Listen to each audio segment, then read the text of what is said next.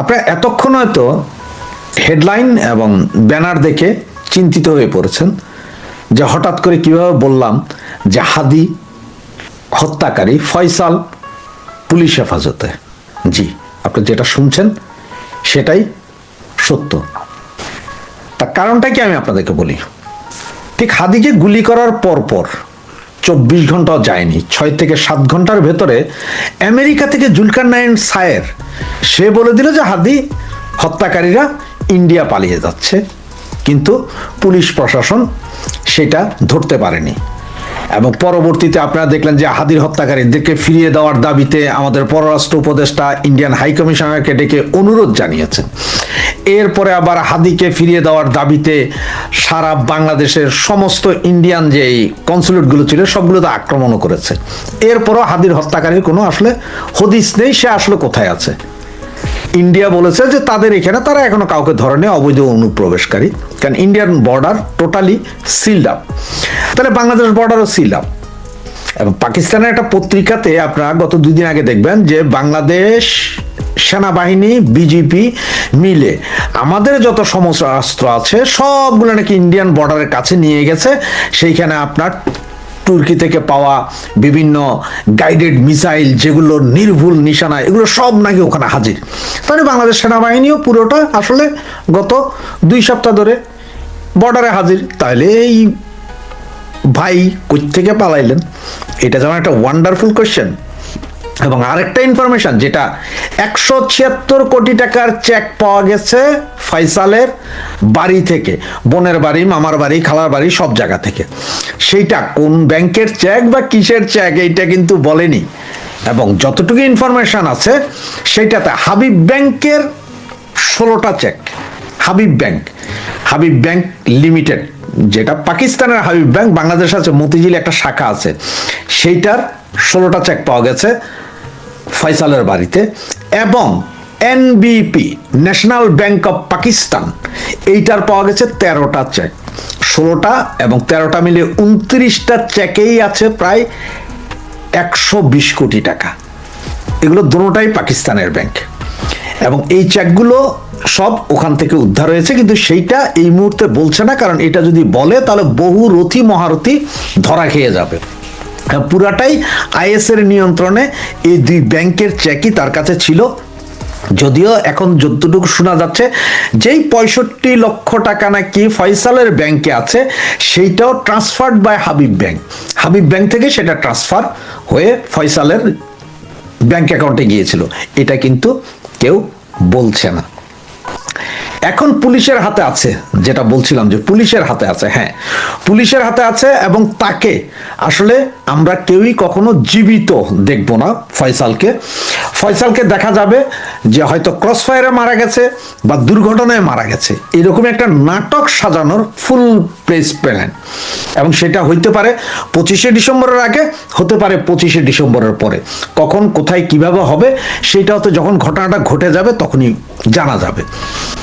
তবে ইন্ডিয়ান সেনাপ্রধানের সাথে গত শুক্রবারে বাংলাদেশ সেনাপ্রধানের যখন কথা হয়েছে তখন ইন্ডিয়ান সেনাপ্রধানও চাপ দিয়েছে যে হাদির হত্যাকারী তোমাদের কাছে আছে, তোমরা যদি প্রকাশ না করে দেয়, পুলিশ ডিজিএফআই যদি প্রকাশ করে না দেয়, তাহলে সেটা আমরা স্যাটেলাইট ইমেজের মাধ্যমে কোথা থেকে কখন ধরেছ সব বলে দিব। এটাতেই বড় গন্ডগোল। এবং আপনাদেরকে এর আগের 2টা ভিডিওতে আমি বলেছিলাম যে দেখেন, এই যে ওরা 24 ঘন্টার আলটিমেটাম দিল, শনিবারে লাশ দাফনের পর 24 ঘন্টার আলটিমেটাম, এই আলটিমেটামের কিছুই হবে না, কারণ রক্ত ঠান্ডা হয়ে যাবে, এই আলটিমেটামের কিছু হবে না। আজকে আপনারা দেখেন যে আমাদের ইত্তেফাক পত্রিকা সব বিভিন্ন পত্রিকায় আছে যে ওদের রক্ত আসলে ঠান্ডা হয়ে গেছে। এবং হাদির হত্যাকারীরা কোথায় আছে এটা এখনো পুলিশ জানে না বলে পুলিশ নিজেও বলছে, কিন্তু আছে আসলে পুলিশের কাছে। এবং পুলিশ তাকে যে কোনো মুহূর্তে তাকে শুট আউট করে বলবে যে সে পালিয়ে যাচ্ছিল, আমরা ধরতে চেষ্টা করেছি, হয়তো উল্টা আমাদেরকে গুলি করেছে, যার কারণে আমরা গুলি করে দিয়েছি। এরই মধ্যে 1-2জন পুলিশ, ওই যে হিন্দি ফিল্মে দেখেন না যে নিজেরা নিজেদের গুলি করে দেয়, হাতে লাগে বা পেটের কোথাও দিয়ে লাগে, পায়ের কোথাও দিয়ে লাগে, মানে সামান্য একটু ছিঁড়ে যাবে, আহত হবে, এইটাই। কিন্তু ওই বেটার জীবন যাবে। এবং একজন না, হাদির সাথে সে মোটরসাইকেলের যে ড্রাইভার ছিল সেও আছে, দুজনেই মারা যাবে। এবং দুজনের লাশই আপনারা অপঘাতে মৃত্যুর লাশ পাবেন। আপনারা গতকালকে বিভিন্ন ইউটিউবে দেখেছেন যে হাদির এক বোন বলেছে, হাদির বোন না, ফয়সালের বোন বলেছে হাদিকে যেভাবে ফয়সাল মেরেছে আমরা চাই ফয়সালও সেভাবে শুট আউটে মারা যাক, গুলি করে মারা হোক, ওরও মাথায় গুলি করে দেওয়া হোক। এগুলো হচ্ছে আবার হাইপ তোলা। আজকে সকালের যে ভিডিওটা পেয়েছিলেন আপনারা, ওই যে আমি বলেছিলাম যে রয়ের, অনেকে আমাকে প্রশ্ন করছেন ভাই পাক্কাদের সাথে রয়ের কি সম্পর্ক। তো ভাই পাক্কাদের সাথে রয়ের সম্পর্কটা হচ্ছে যে এই সব কিছু করে একটা লোককে তৈরি করে আনে, আর তখন পাক্কাদের চিন্তা থাকে যে আরে এ তো বেশ ভারত বিরোধী, তারে ফালাই দিলে দোষটা যায় পড়বে কোথায়? ভারতের উপরে। এটা হচ্ছে সিস্টেম। তৈরি করে দিচ্ছে, কিন্তু যারে তৈরি করে দিচ্ছে, এরপরে পাইকারা ফালাচ্ছে। এটা হচ্ছে নর্মাল সিস্টেম। লরেন্স বিষ্ণু মনে আছে, জেড নিরাপত্তা পায় সালমান খান, তার ঘরের ভিতরে যাইয়া তার পোলাপাইন গুলি করে দেয়। কই কানাডায় খালিস্তানপন্থী নেতা মারা যায়, কিন্তু লরেন্স বিষ্ণু কোথায়? তিহার জেলে। এগুলো সব সায়েন্স। এটার জন্য রকেট সায়েন্স পড়ার দরকার নেই, এটা এমনি বোঝা যায়। সুতরাং একটা জিনিস খেয়াল রাখেন, হাদির হত্যাকারীরা আছে, হাদির হত্যাকারী ফয়সাল এবং ড্রাইভার দুইজনই আছে পুলিশের কাছে। যে কোনো মুহূর্তে তাদের ক্রস ফায়ারের লাশ পাবে, এটাই হচ্ছে যে 100% গ্যারান্টেড সত্য কথা। এবং এটা দেখবেন হয় 25 তারিখের আগে, নাই 25 তারিখের পরে, ডিসেম্বর মাস। এই ডিসেম্বর মাসের ভেতরেই যা ঘটার ঘটবে। আপনার আদর্শ আমি জানি, আমার আদর্শ, আমরা তো খুব নগণ্য মানুষ, আমরা জীবনে আদির মতো অত ফেস হবো না। কেন হবো না জানেন? কারণ আমাদেরকে করতে দিবে না এই ধরনের তুড়ি মেরে ফেস, এরকম তুড়ি মেরে মেরে বানানো যায়। হ্যাঁ, ফেস তৈরি করা হয়। হাদি is nothing but a face, that's it. এটাও একটা ম্যাটিকুলাস ডিজাইন। হাদির আদর্শটা কি? বিএনপি আলারাও বলতেছে হাদির আদর্শ। আমি বিএনপির এক নেতার মুখে শুনছি, বলছে সালাউদ্দিন বলছে হাদির আদর্শ বুকে ধারণ করতে হবে। ভাই আমার একটু বলেন হাদির আদর্শটা কি ছিল? আমি জানি না, কারণ আমি জুলাইয়েও আমি হাদিকে এভাবে দেখিনি। আমি গত কয়েক মাস যাবৎ হাদিকে দেখতেছি, এবং বিদেশ থেকে কিছু মানুষ মানে নির্দেশনা দিতেছে। সরকারের ভিতরে যে সরকার আছে রুবেল ভাই, সরকারের ভিতরে যে সরকার আছে, এই কথাটা যে আমরা বলতেছি, এটা তো সরকারের ভিতরে যে সরকার আছে, এটা তো সত্যি। সেই সরকার চায় না আপনারা নির্বাচন করেন, সেই সরকার চায় না আপনারা ক্ষমতায় যান। না হলে হাদির জানাজার পরে, কবর হয়ে যাওয়ার পরে সংসদ ভবনে সবাই অ্যাটাক করতে গেল কেন?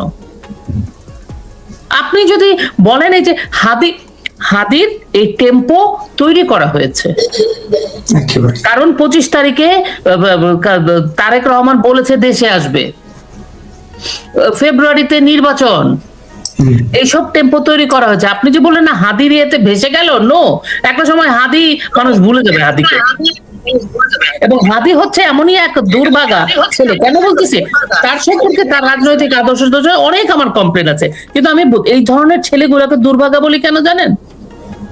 এই ছেলেটা মারা যাওয়ার সাথে সাথে সাদিক কায়েম বলতেছে হাদিয়াত ভাইয়ের আদর্শ ধইরা আমি 8 আসনে নির্বাচন করুম। জুমা সে বলতেছে আমি হাদির আদর্শ রক্ষা করব। ইনকিলাব মঞ্চের দোহাই দিয়ে মনামি বলতেছে ছায়ানট উদিতে আগুন দিয়ে পুরা টুরা ইনকিলাব মঞ্চ আগায় নিয়ে যাবে। আপনি উইকিপিডিয়াতে যে ইনকিলাব মঞ্চ দিয়ে সার্চ দেন, আপনি দেখবেন যে হাদি মারা গেছে, সে আদর্শ ধারণ করে ইনকিলাব মঞ্চ আগায় যাবে। ঘর পোড়ার মধ্যে আলু পোড়া দিতেছে এরা। এই আলু পোড়া আলারাই প্রবলেম, বুঝছেন? হ্যাঁ, কিন্তু প্রশ্নটা হচ্ছে যে এই যে হাদির ইয়ের মধ্যে কি বলে, এই যে হাদির কথিত আদর্শ, প্রধান উপদেষ্টা বলছেন যে চির উন্নত মমশির, তাহলে আমি বলতেছি এই চির উন্নত মমশির আদর্শ কিনা, 1 নম্বর। 2 নম্বর হলো প্রশ্নটা যে এই তাইলে কবি কাজী নজরুল ইসলাম যে বললেন চির উন্নত মমশির, সেই মমশির কি চুরি হয়ে গেল কিনা, এখন হাদির মমশির কিনা? আর আদর্শ হচ্ছে আধিপত্যবাদ, ভারতীয় আধিপত্যবাদ। ভারতীয় আধিপত্যবাদ কোথায়? এখন সেটা আধিপত্যবাদ কায়েম করবে তারা। এখন এইটার উত্তর আপনার কাছ থেকে আমি জানতে চাই। নাম্বার 1। নাম্বার 2 হলো আপনার কাছে আমার যে প্রশ্ন, আমরা হাদিতে চাপা পড়ে গেল কিনা আমাদের সংকটগুলা, আমরা এই জায়গাটা একটু আলোচনা করতে নতুন চাই, ভাবে সংকট কারণ শুরু হলো, নতুন নতুন সংকট আরো তৈরি হবে, দেখবেন আপনি। রুবেল ভাই বলুক, তারপরে আমি বলবো। আচ্ছা, এই প্রশ্ন আপনাকে রেখে গেলাম, আসবো। সাজেদুল হক রুবেল কি এখন আমাকে শুনতে পাচ্ছেন? না, উনি তো হ্যাং মেরে দিচ্ছেন। আপনি কি আমাকে শুনতে পাচ্ছেন রুবেল ভাইয়া? উনি আবার নাই, আউট হয়ে গেছে উনি। এই ওনাকে আরেকদিন এইভাবে ডাকছি, এইভাবে এখন ওনার এই প্রবলেমটা হয় ইদানিং। আচ্ছা, আমরা আপনার কাছে শুনি, তারপর সাজেদুল হক রুবেল লাস্টে ওনার কাছে শুনবো। বলুন। এই যে তাহলে আমাদের, আপনি বলছেন নতুন নতুন সংকট তৈরি হবে। আমরা তো সংকটের মধ্যেই আছি গত 16 মাস ধরে। এই সংকটগুলো কি চাপা পড়ে গেল কিনা? নতুন নতুন সংকট আবার তৈরি হবে, কিন্তু আরেক প্রবলেম। শোনেন, আমরা সংকটের মধ্যে আছি। আমরা বেসিক্যালি বাংলাদেশের মানুষ জুলাই আগস্টে ফুলড হয়েছে। ফুল বাংলায় বলে বোকা, এবং সবচেয়ে বেশি বোকা হয়েছে বিএনপি। ট্রু এটা। এবং প্রতিনিয়ত এই যে রুবেল ভাইরা, মানে ওনাদের কাঁধে পাড়া দিয়া এখন চলে গেছে ইউনূস ক্ষমতা, এবং ইউনূস এসে জঙ্গিবাদী, জামাতি, জিহাদি, পাকিস্তানি, তুরস্ক এদেরকে বাস্তবায়ন করছে, এবং তাদের পেছনে আছে মার্কিনীরা। That's it. সেটার জন্য যত এক্সটেন্ড যাওয়ার দরকার হয় তারা যাবে। তবে একটা জিনিস আমি বলি, আমি তো পশ্চিমে থাকি, আমেরিকা কিন্তু এখন আর সন্তুষ্ট নয় ইউনূসের কর্মকাণ্ডে। এটুকুন আমি আপনাকে বলতে পারি। আর আরো আপনাদের কাছে ক্লিয়ার হয়ে যাবে, আরো কয়েক মাস যাক, দেখতে পাবো। কয়েক মাস, বিরাট সময় তো, কয়েক মাস, মানে কয়েক মাস মানে আমি বলছি নির্বাচন আসুক, ওনারা তো রুবেল ভাই এমপি হবে। রুবেল ভাই তো এমপি বানিয়ে যাবো। সাজেদুল হক এমপি, সম্ভাব্য এমপি। শুনেন, আপনার কাছে একটু শুনি যে এই যে আমরা বলছিলাম যে হাদিকে চাপা, আপনি যদি আপনার লাউড স্পিকার চালু, সাজেদুল হক রুবেল আপনার লাউড স্পিকার বোধহয় চালু আছে, শুনতে পাচ্ছি। এই জন্য ইয়ে হচ্ছে, ইকো হচ্ছে। ইকো হওয়ার সুযোগ নাই। আমি সবসময় এই ডিভাইস থেকে আপনার সাথে যোগাযোগ করি এবং আপনার অনুষ্ঠানে অংশগ্রহণ করি, কিন্তু আমার এই ডিভাইসটাতে একটু প্রবলেম চলতেছে। এই কারণে আমি যে কোনো সময় বের হয়ে যাচ্ছি, আবার ঢুকতেছি, আবার বের হয়ে যাচ্ছি, আবার ঢুকতেছি। গরিবের এমপি। এখন শুনেন, আমরা মূল আলোচনা করি, সময় খুব কম। এই যে আমরা বারবার একটা জিনিস বুঝতে চাচ্ছি যে বাংলাদেশের যে গত 16 মাসে যে সংকট সমস্যা তৈরি হলো, এগুলো কি সব চাপা পড়ে গেল নাকি আদিতে? কিছুই চাপা পড়েনি, ঠিক আছে। বরঞ্চ এই হাদির ঘটনার মধ্য দিয়ে মানুষের চোখের দৃষ্টি কিন্তু খুলে গেছে। ধরুন, আমি খুব সাধারণ মানুষের সাথেই চলাফেরা করি। আমি আমার পাড়ার চায়ের দোকানে এখনো বসি। আমি ভোরবেলাতে একবার যাই বসি আর কি, সকালের দিকে। আবার আমি বিভিন্ন সময় বিভিন্ন চায়ের দোকানে বসি। আমি মেট্রো রেলে বা চলাফেরা করি। তো সেইখানে যে মানুষদের যে অভিব্যক্তি আমি লক্ষ্য করি, তাতে আমার কাছে মনে হয় বরঞ্চ মানুষদের অনেক বেশি উচ্চ প্রত্যাশা ছিল ডক্টর ইউনূসের প্রতি আর কি। সেই ইউনূসের প্রতি তাদের যে হচ্ছে প্রত্যাশার জায়গা, সেটা একেবারে ভেঙে চুরে নানাভাবে খান হয়ে গেছে। হাদি আসার আগেই, হাদির হত্যা হওয়ার আগেই সেটা ভেঙে খান হয়ে গেছে।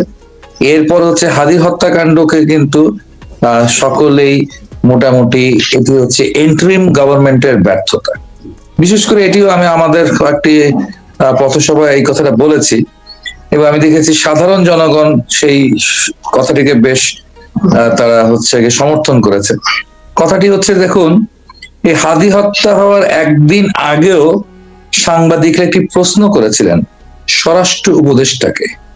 বলেছিলেন যে গত বছর যে এত অস্ত্র লুট হয়ে গেল, তার তো খুব অল্প সিকিভাগ মাত্র উদ্ধার হয়েছে। এই অস্ত্র তো এখনো মাঠে ঘাটে সব জায়গায় ছড়িয়ে আছে। সন্ত্রাসীদের কাছে থাকতে পারে, অনেকের কাছে থাকতে পারে। আবার নাকি সীমানা পেরিয়ে নানা ধরনের অস্ত্র এখানে চালান হচ্ছে। তো এত অস্ত্রের ঝঞ্ঝানের মধ্যে দিয়ে নির্বাচন প্রক্রিয়াটা কিভাবে মানে সুস্থভাবে আগাবে, সুষ্ঠুভাবে আগাবে, তখন আমাদের স্বরাষ্ট্রমন্ত্রী উত্তর দিয়েছিলেন পেঁয়াজের দাম 40 টাকা বেড়ে গেছে, এইটা নিয়ে আমাদের ভাবতে হবে।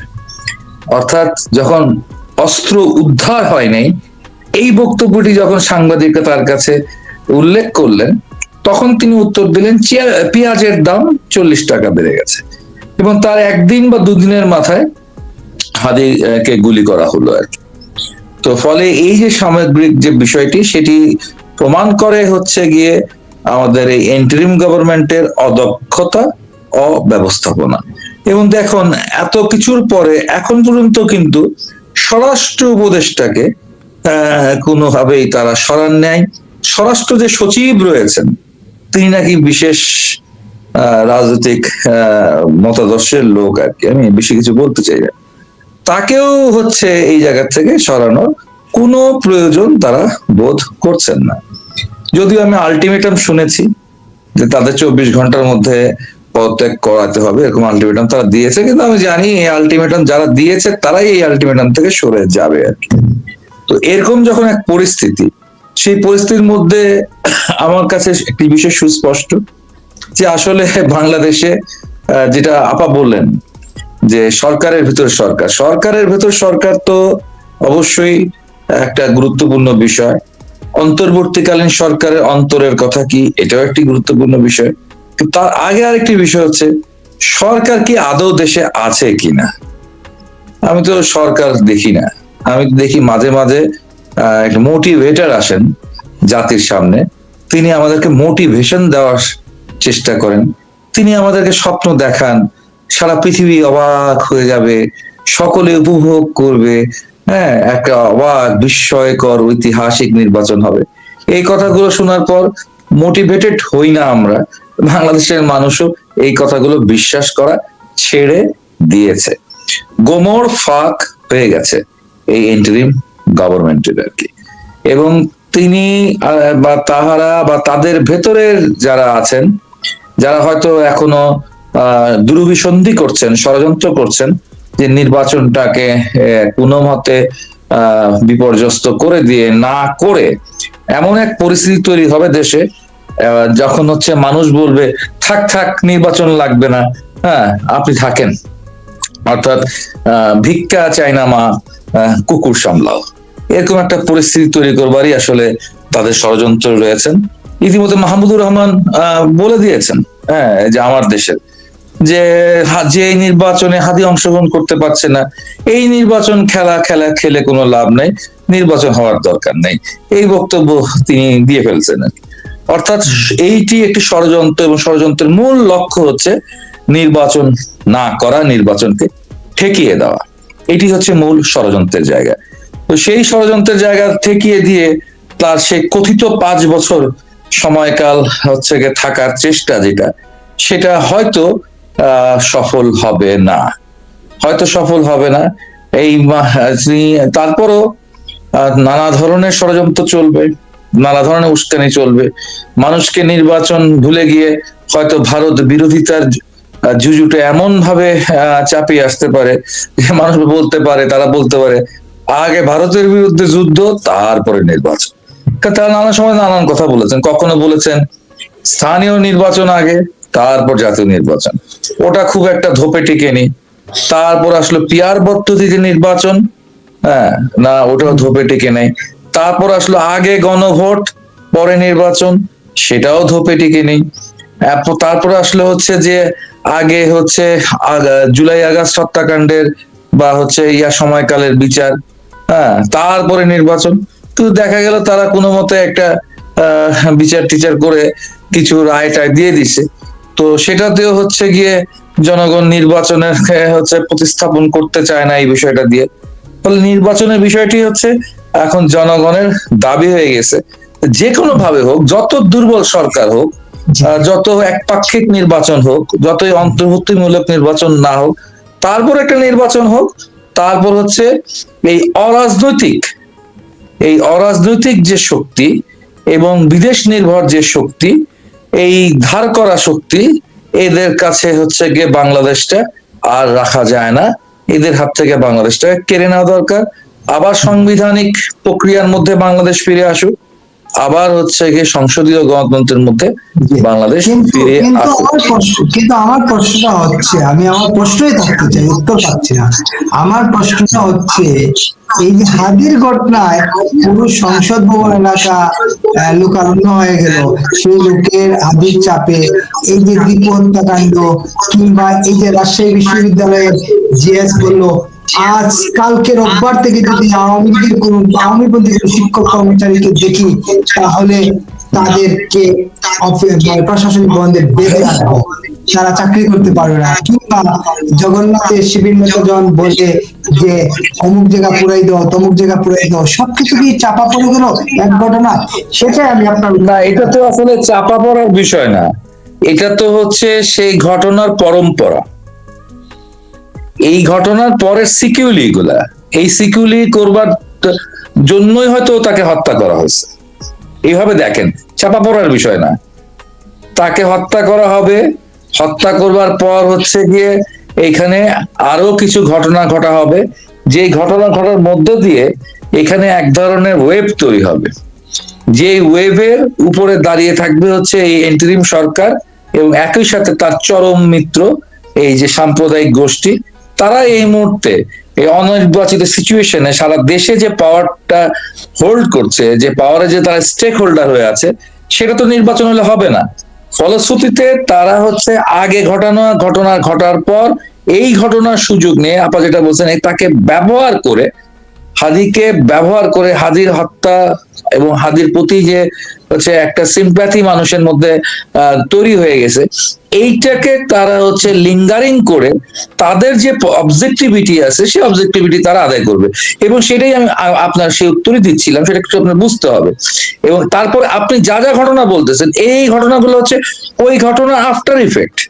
এই ঘটনাগুলো ঘটবে, আরো ঘটনা ঘটবে, এগুলো সব চাপাচাপির বিষয় না। এই ঘটনা ঘটতে থাকবে এবং এই ঘটনাগুলোকে জাস্টিফাইড করা হবে।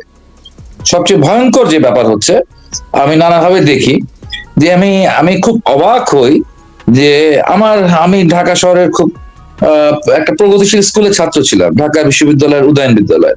আমি আমার বন্ধু বান্ধব বা আমার জুনিয়র এদেরকে দেখি যে এরা শ্যামলী নাসরিন চৌধুরীর ছাত্রছাত্রী হওয়া সত্ত্বেও এরাও যে ধরনের মানসিকতা ধারণ করছে, তাহলে একটা ভয়ঙ্কর ব্যাপার।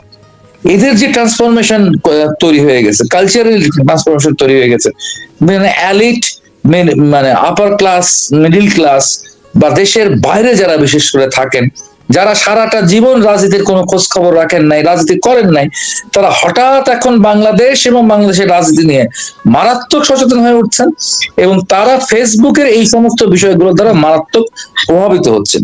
তারা এখন জ্ঞান অর্জন করছেন ফেসবুক ইউনিভার্সিটি থেকে, এবং বিশেষ বিশেষ কিছু ইনফ্লুয়েন্সার যারা দেশের বাইরে থাকে, তাদের দ্বারা তাদের চিন্তা এবং মনন প্রভাবিত হচ্ছে। এই যে প্রভাবিত হচ্ছে, এই সমস্ত ঘটনার ইম্প্যাক্টে হচ্ছে গিয়ে কাজে লাগাবার চেষ্টা করছে। আপার সাথে একটা জায়গায় খুব বড় দ্বিমতের জায়গা আছে। আপনি দেখবেন পৃথিবীর অনেক দেশ কিন্তু গত 2 দিনের ঘটনায় তাদের প্রতিক্রিয়া ব্যক্ত করেছে। পশ্চিমা বিশ্বের অনেক দেশ ব্যক্ত করেছে, ইউরোপীয় ইউনিয়ন ব্যক্ত করেছে, এশিয়ার অনেক দেশ ব্যক্ত করেছে। এখন পর্যন্ত কিন্তু আমরা মার্কিন যুক্তরাষ্ট্রের কাছ থেকে কিন্তু নিশ্চুপ এবং নীরবতাই লক্ষ্য করছি। এবং আমেরিকান জনগণ, আমেরিকান হচ্ছে গিয়ে সিভিল সোসাইটি, তাদের কাছে যে গ্রহণযোগ্যতা ছিল আপনার হলো ডক্টর ইউনূসের, সেটা ক্ষয়ে গেছে। ক্ষয়ে গেল আমেরিকান যে ডিপ স্টেট রয়েছে, তার এই জায়গার যে ভূ রাজনৈতিক স্বার্থ রয়েছে, সে স্বার্থের সাথে কিন্তু ডক্টর ইউনূসের অস্তিত্ব, তার সরকারের অস্তিত্ব এবং তাদের সমস্ত ষড়যন্ত্র, এটা পুরোপুরি একই অভিমুখীনতায় কিন্তু অগ্রসর হচ্ছে, ফলশ্রুতিতে এখানে হচ্ছে যে এই মুহূর্তে যা কিছু ঘটছে, আমি মনে করি যে হচ্ছে চাপাচাপির বিষয় না, এগুলো হচ্ছে একটার পর আরেকটা, এটাকে বলা হয় ডোমিনো ইফেক্ট। এবং সমস্ত ডোমিনো ইফেক্ট গুলো আলটিমেট টার্গেট হচ্ছে যে ইলেকশনটাকে আটকায় দাও, এবং একই সাথে যেই জিওপলিটিক্যাল পারপাস সার্ভ করবার জন্য এই ইন্টারিম দায়িত্ব নিয়েছেন, সেই জিওপলিটিক্যাল পারপাস গুলোকে সার্ভ করে দিতে হবে। এইটার পরিণতি কি হবে? এইটার পরিণতি হবে আমার দেশ পরাশক্তিগুলোর মল্লযুদ্ধের ক্ষেত্র হবে, প্রক্সি যুদ্ধের ক্ষেত্রে রূপান্তরিত হবে, এবং সেই প্রক্সি যুদ্ধ, সেই যুদ্ধকেও খুব বীরত্বপূর্ণ জায়গায় নিয়ে আসার চেষ্টা হবে। হ্যাঁ, চেষ্টা হবে, মানে পারলে কলকাতা দখল করে ফেলার কথা বলবে, পারলে সেভেন সিস্টার কেটে দেওয়ার কথা বলবে। আপনি দেখেন এটি কত মারাত্মক একটি আলোচনা, মারাত্মক একটি আলোচনা। একজন তরুণ রাজনৈতিক কর্মী নেতা বললেন যে তিনি হচ্ছে আরেকটা দেশের মানে সার্বভৌমত্ব খেয়ে ফেলবেন, আরেকটা দেশকে বিচ্ছিন্ন করে ফেলবেন। এইরকম মারাত্মক আলোচনা করবার পর তো দেশের মানে দেশেরই নিরাপত্তা প্রশ্নের সম্মুখীন হবে, দেশের স্বাধীনতা প্রশ্নের সম্মুখীন হয়ে যাবে। আমি এমন উস্কানিমূলক বক্তব্য দিলাম, আমার বক্তব্য যদি ধরে আমার বক্তব্য যদি ধরে, এবং তাহলে আমার তো দেশে একটা যুদ্ধ চেপে আসবে আমার দেশের উপর। যুদ্ধ যখন চেপে আসবে, এই যে অর্থনীতির দেশ, এই অর্থনীতির দেশ, এই যে সিচুয়েশন, এই সিচুয়েশনে হচ্ছে গিয়ে আমার বেকারের হার দ্বিগুণ বেড়ে গেছে, আমার কলকারখানা বন্ধ হয়ে গেছে, রেমিটেন্স বলে লাফালাফি করছেন, বিদেশিদের ভোটার বানাচ্ছেন, বিদেশিদেরকে ভোটার বানাচ্ছেন, কিন্তু দেখা গেল বিদেশে যাওয়ার হার তো কমে গেছে, আমরা তো ভিসা পাচ্ছি না, এবং কি আমাদের মধ্যপ্রাচ্যে যাওয়াটাও একটা সংকট রূপান্তরিত হয়েছে। এই অর্থ সামাজিক পরিস্থিতির মধ্য দিয়ে যুদ্ধের বিলাসী স্বপ্ন তরুণদেরকে দেখানো হচ্ছে, তরুণদেরকে বিভ্রান্ত করা হচ্ছে। আমি আবার আসবো আপনার কাছে। সালামত রূপা, এই যে বলছিলেন রুবেল বলছিলেন যে এই রেমিটেন্স, বিদেশে আমাদের জনশক্তি রপ্তানি কমে যাওয়া, ভিসা বন্ধ হয়ে যাওয়া, গার্মেন্টস শিল্প বন্ধ হয়ে যাচ্ছে, গার্মেন্টসে ফের আর বিনিয়োগ করছেন না, বিদেশি বিনিয়োগ তো উড়ন্ত বিড়ার মধ্যে চলে গেছে, সকল বিনিয়োগ বিদেশি বিনিয়োগ উড়ন্ত বিড়ায় উঠতেছে। সুতরাং ওইটা নিয়ে আমরা ভাবতেছি না আপাতত, কিন্তু দেশি বিনিয়োগ সবকিছু বন্ধ, স্তীমিত। এত যে সংকট, এত যে দুরবস্থা, এত যে মানে এই 16 মাসে এত যে ক্রাইসিস তৈরি হয়ে গেল, সেগুলা এই নিয়ে আমার একটা প্রশ্ন আঁকি, এগুলাই কি চাপা পড়ে গেল এই যে হাদি বা তাদের যারা কর্মকাণ্ড করছেন তাদের মধ্যে আঁকি, বিশেষ করে হাদিতে আঁকি? আপনি এই প্রশ্নের উত্তর খোঁজার চেষ্টা করছেন যে হাদির ঘটনায় আমাদের বর্তমানের যে ক্রাইসিস, বর্তমানে একদম একটু বলি, একদম মানে এইটা দিয়ে এইটাতে সব সমস্যা চাপা পড়ে, নির্বাচনও কিভাবে ডিলে, যেটা রুবেল বলছেন যে নির্বাচনকে কিভাবে আরো প্রলং করা যায় সেই দিকে আগাচ্ছে, কিন্তু দেশের সংকট নিয়ে কেউ ভাবতেছে না। দীপুকে পুড়িয়ে মেরে ফেলা হলো, দীপুর খুনিকে ধরার কোনো কথা ভাবতেছে না। লক্ষ্মীপুরে যে বিএনপি নেতার বাড়িতে তালা মেরে আগুন দিয়ে তার বাচ্চাকে মেরে ফেলা হলো, সেটা নিয়ে কেউ ভাবতেছে না। হাদির আদর্শ ধারণ করতেছে বিএনপি নেতা। হ্যাঁ, আপনি যেটা বলতে চাইছেন সেটা তো এই যে চাপা পড়ার, কিছু সময়ের জন্য তো চাপা পড়ার, এটাও আমি তো শুরুতেই বললাম যে এই ইউনূস গভর্নমেন্টের এটা একটা কৌশল, ঘটনার অবতারণা করে বাংলাদেশের বর্তমানের যে সিচুয়েশন সেটাকে কভার আপ করার জন্য। কিন্তু বাংলাদেশের মানুষের যে সাফারিংসে যাচ্ছে, এই যে দ্বীপপুঞ্জ, একে পুড়িয়ে ঝুলে দেওয়া হলো, এটা তো কোনো গণমাধ্যম তো এটা প্রকাশ করে নাই, কিন্তু তাই বলে কি এটা কি বিশ্ব বাজারে বা বিশ্ব মানুষের কাছে এটাকে এই খবরটাকে পৌঁছায় নাই মনে করেন? আমি কিভাবে কানাডাতে বসে জানি? তখনই জানি ইউনূস গভর্নমেন্ট এবং তার সাথে যে জামায়াত ইসলাম, এনসিপি, ইসলামী সংগঠনগুলা, মৌলবাদী শক্তি, তারা বিভিন্ন ঘটনাকে অবতারণা করছে। হাদিও সেরকম একটা ঘটনার অবতারণা। হাদিকে মেরে, হাদিকে কে মেরেছে যতক্ষণ পর্যন্ত না জানা যাবে ততক্ষণ পর্যন্ত এটা ইউনূসের দোষ, ইউনূসকে অপরাধী। এবং হাদির এই ঘটনা, হাদিকে যেভাবে, হাদির অসুস্থতা, হাদিকে সিঙ্গাপুর পাঠানো, হাদি কবে দেশে আসবে, দেশে আসার পরে কিভাবে জানা যাবে, প্রত্যেকটা বিষয় নিয়ে আপনি যদি খুব ভালোভাবে বাংলাদেশের মানুষের কাছে আমি করজোরে বলছি, একটু পর্যবেক্ষণ করে দেখান, চিন্তা করেন। এখন কি হলো, একটা সোশ্যাল মিডিয়াতে 6 লাভ হয়ে গেছে, হাদির ইয়েতে প্রচুর লোক হয়েছে। এই যে লোকগুলাকে আনা হলো, লোকগুলাকে হওয়ানো হলো, সেটাও একটা অংশ। কারণ লোক দিয়ে তো আপনি জনপ্রিয়তা যাচাই করতে পারবেন না। বাংলাদেশের মানুষ সবকিছুতে হুজুকে প্রবণ, হুজুকে বাঙালি, হুজুকে বাঙালি বলেও বাংলাদেশের মানুষ, একটা মানুষ আগুনে ঝলসে পুরানো হচ্ছে, সেটা ভিডিও করে পাবলিক করছে, সে মানুষটাকে বাঁচাতে যাচ্ছে না যখন নাকি তাকে মারা হচ্ছে। সুতরাং এই যে এখানে আপনি বলেন না চাপা দিয়ে, ইউনূস তো চাচ্ছেই সবকিছু চাপা দিতে। আমি সাধারণ মানুষ হিসেবে কি চাই না ভালোভাবে বাঁচতে, আমার দেশটাকে বাঁচাতে, আমার প্রতিবেশীকে বাঁচাতে, আমি সুন্দর করে যেভাবে আমি 17 মাস আগে ছিলাম আমি সেভাবে থাকতে আমি চাই। সরকারের বদল হবেই, সরকার বদল হওয়াটা কোনো সমস্যা ছিল না। সমস্যাটা হচ্ছে ইউনূস যা করছে সেগুলোকে আমরা যে প্রশ্রয় দিচ্ছি। সাধারণ মানুষ হিসেবে আপনি আমার কোনো দায় দেখবেন না বিপুল ভাই। ইউনূস তো চাচ্ছেই, জঙ্গিবাদীরা তো চাচ্ছেই, জামাতিরা তো চাচ্ছেই দেশের কম আনরেস্ট হোক, ইন্ডিয়ার সাথে আমাদের ঝগড়া লাগুক। পাকিস্তান তো চাইবেই, পাকিস্তানের সাথে শত্রুতা আছে ইন্ডিয়ার। এখন পাকিস্তান এক কাশ্মীর দিয়ে এখন পুরো বাংলাদেশের সব সাইড দিয়ে ইন্ডিয়ার সাথে আমাদের ঝগড়া লাগাই দিবে, কিন্তু মারামারি করবে, কিন্তু ক্ষতিগ্রস্ত কে হবে? বাংলাদেশের মানুষ। সুতরাং অবশ্যই চাপা পড়ানোর চেষ্টা ইউনূস করছে। কিন্তু একটা কথা কি জানেন, যখন নাকি কোনো এই ধরনের বাংলাদেশে বর্তমানে যে অবস্থা আছে, বাংলাদেশের অর্থনীতি, সামাজিক নিরাপত্তা, মানুষের শিক্ষা ব্যবস্থা সবকিছু ধ্বংসের মুখে, এটার কিন্তু একটা আউটব্রাস্ট হবে। আপনি যদি বলেন 16 বছর শেখ হাসিনা সরকার যে পরিমাণ উন্নয়ন করেছিল, যে পরিমাণ সুবিধা দিয়ে দিয়েছিল, সোশ্যাল বেনিফিটস করেছিল, রাস্তাঘাট, মানুষের অর্থনৈতিক সমৃদ্ধশালী হয়েছিল, কিন্তু তারপরেও শুধুমাত্র ভোটটা ঠিক মতো হয়নি, একটা তরুণ ভোটার ভোট দিতে পারেনি, সেই ইয়াটাকে কাজে লাগিয়ে একটা আপরাইজিং হয়ে গেল। সেইখানে গত 17 মাসে যে অ্যাট্রোসিটি চলছে, যে নৃশংসতা চলছে, যে অরাজকতা চলছে সমাজে, আপনি কি মনে করেন এইটার আউটবাস্ট হবে না? এটা কি চাপা ফেলে রাখতে পারবে ডক্টর ইউনূস? এটা আপনার মনে হয়? নাকি এটা আমেরিকা পারবে? এটা কিন্তু এত সহজ হবে না। বাংলাদেশের বাংলাদেশের দুইটা বিষয় আছে, একটা হচ্ছে জনসংখ্যা। বাংলাদেশে অনেক হাইলি একটা ডেন্স একটা কান্ট্রি অ্যারাউন্ড দ্য ওয়ার্ল্ড, পৃথিবীর বুকে। এটার জনসংখ্যা, এই জনসংখ্যাকে আপনি জনশক্তিতে রূপান্তরিত করতে পারেন, একটা বারুদেও রূপান্তরিত করতে পারেন, যেটা ইউনূস করতে চাইছে। কিন্তু এই জনসংখ্যা প্রতিবাদী হবে। আর বাংলাদেশে আরেকটা গুরুত্বপূর্ণ বিষয়, কেন বাংলাদেশ গুরুত্বপূর্ণ? ভৌগোলিক অবস্থা।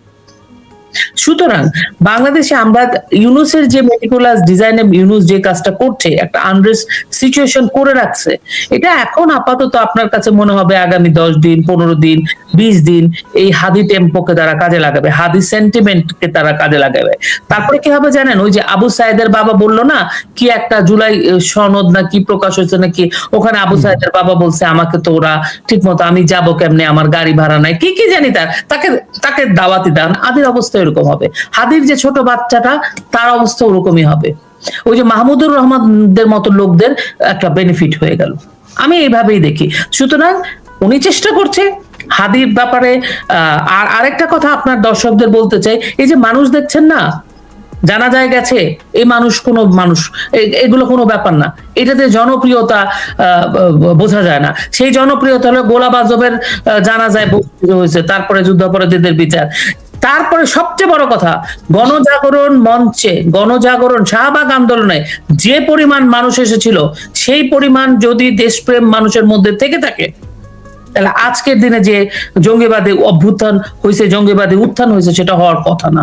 সুতরাং জনগণ দেখেই, জনগণের ছবি দেখেই আপনি যদি মনে করেন ওসমান গনি হাদি এতই পপুলার, নোবডি কেয়ারস, মানুষ আগ্রহ থেকেও যায়।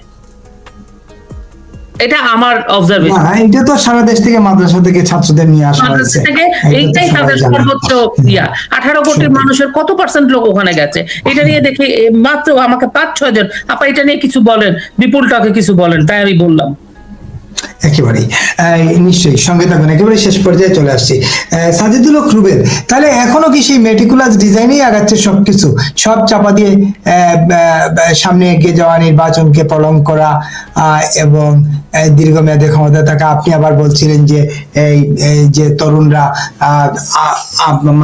প্রভোগ করতেছে ভারতকে, যেটা শাহেদ আহমেদ লুবা বলছেন, এই যুদ্ধ যদি লাগে কার ক্ষতি হবে? বাংলাদেশের মানুষের ক্ষতি হবে, বাংলাদেশের অর্থনীতির ক্ষতি হবে, ইউনূস সাহেবের কোন ক্ষতি হবে না, কিংবা ওই তরুণদেরও কোন ক্ষতি হবে না। ক্ষতির সম্মুখীন হব আমরা, জেলেনস্কি যেভাবে ইউক্রেনকে ধ্বংস করে দিচ্ছে সেই রকম। তো সব কি আবার আরেকটা মেটিকুলাস ডিজাইনের দিকে ডিজাইনই চলছে কিনা সবকিছু? এক মিনিট কথা বললেন, বলেন। ম্যাটিকুলাস ডিজাইনে আমার মনে হয় মিউট হয়ে গেছে এখন আমি। না ঠিক আছে, আমরা শুনতেছি। শুনতেছো?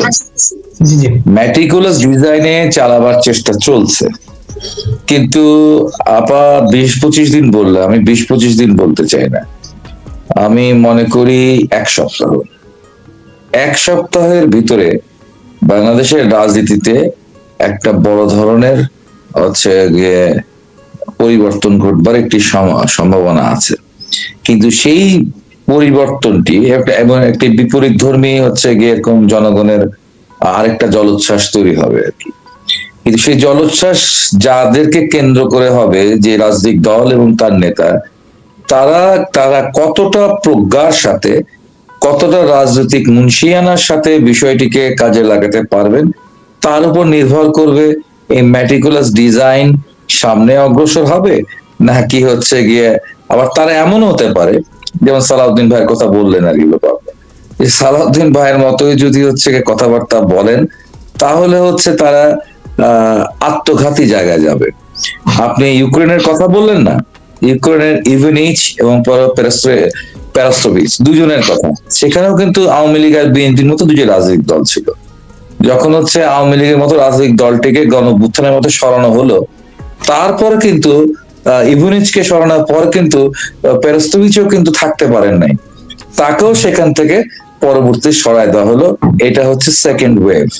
তো দেখা যাবে হচ্ছে এর পরের ওয়েভটা যাবে হচ্ছে সেই বিএনপির উপর দিয়ে, যদি তারা এখনই এই ম্যাটিকুলাস ডিজাইনের ব্যাপারে যথাযথভাবে হচ্ছে গিয়ে সতর্ক না হন, এবং তাদের হচ্ছে ল্যাঙ্গুয়েজ থেকে শুরু করে তাদের সবকিছু থেকে শুরু করে তারা যেভাবে করে 71-এর পক্ষে, আমি অনেক বছর পর বিএনপির কোন নেতার মুখে দেখে মনে হলো যে আচ্ছা ঠিক আছে, এটা বোধহয় শহীদ মুক্তিযোদ্ধারই দল, শহীদ মুক্তিযোদ্ধা জিয়াউর রহমানের হাতে গড়া দল মনে হলো আমার।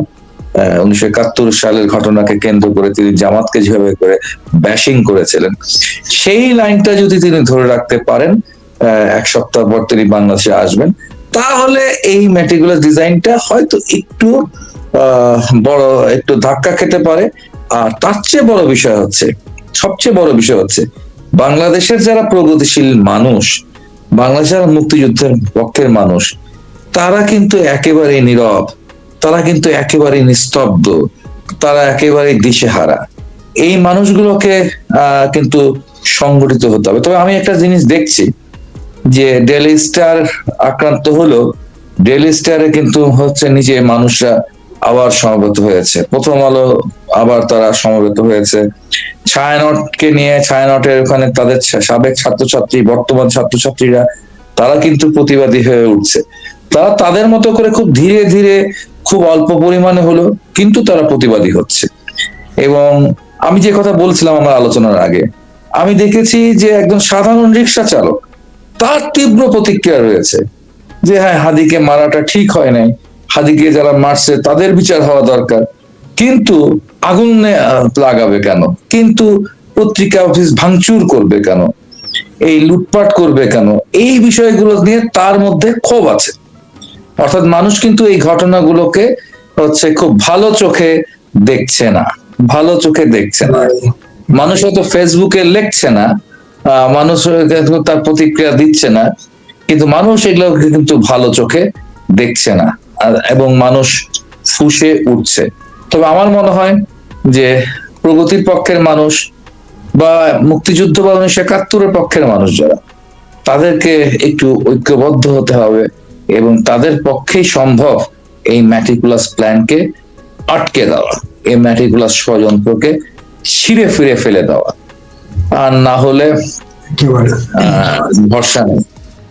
একেবারে যে রাজনৈতিক দলের কথা বললাম, এক সপ্তাহ পরে তারা একটা জলোচ্ছ্বাস তৈরি করবে, আবার সেই পানি নেমে যে খটখটা খরা হয়ে যাবে আর কি। তো খটখটে খরাতে যেন বাংলাদেশ আবার না পৌঁছে যায় আর কি। একেবারেই আমরা শেষ করতে চাই একদম সারানন্দ বা আপনার কথা দিয়ে একদম ছোট করে শেষ করতে চাই। তাহলে আপনি বলছেন কোনো কিছুই চাপা পড়বে না, সবই জাগ্রত আছে, শুধু সময়ের অপেক্ষা, আউটবাস্টের অপেক্ষা। আমাকে বলছেন? জি, আপনাকে শেষ করতে চাই। হ্যাঁ, আপনার মধ্যে কোনো কিছুই চাপা পড়বে না, একটু আউটবাস্ট হবে। এবং এবার যে আউটবাস্টটা হবে আমরা আশা করছি যেন, সত্যি কথা বলতে আমাদের এখন ডু অর ডাই সিচুয়েশন। আমরা একটা এজের কিনারে দাঁড়িয়ে আছি, চূড়ান্ত বিজয় হবে না হয় চূড়ান্ত হার হবে। কিন্তু বাংলাদেশের 18 কোটি মানুষ, যেখানে জনসংখ্যার দিক দিয়ে যদি বিচার করেন, স্বাধীনতার স্পিরিটের কথা যদি চিন্তা করেন, তাহলে আমরাই সংখ্যাগরিষ্ঠ। এবং এই জয়টাই যে আমরা তিনজন এখানে এসেছি, সম্পূর্ণ তিনটা প্ল্যাটফর্মে কাজ করি, সম্পূর্ণ তিনটা বিভিন্ন ধরনের আমাদের আদর্শ আছে, নীতি আছে, কিন্তু আমাদের আমাদের শিকড় মুক্তিযুদ্ধ, স্বাধীনতা, বাংলাদেশ, সার্বভৌমত্ব, সংবিধান। এই জায়গাটায় আমাদের মিল আছে। কিন্তু বাংলাদেশের মেজরিটি, বাংলাদেশের 70-80% মানুষ এই জায়গাটা একত্রিত। সেই কারণে আমি মনে করি এই যে চাপা দেওয়ার চেষ্টা বা এই যে দমন নীতি, পীড়ন নীতি, নৃশংসতা ইউনূস সরকার চালিয়ে যাচ্ছে প্রতিটি মানুষের উপর, সংবাদ মাধ্যম থেকে শুরু করে সবকিছুর উপর, এটার অবসান খুব দ্রুত হবে।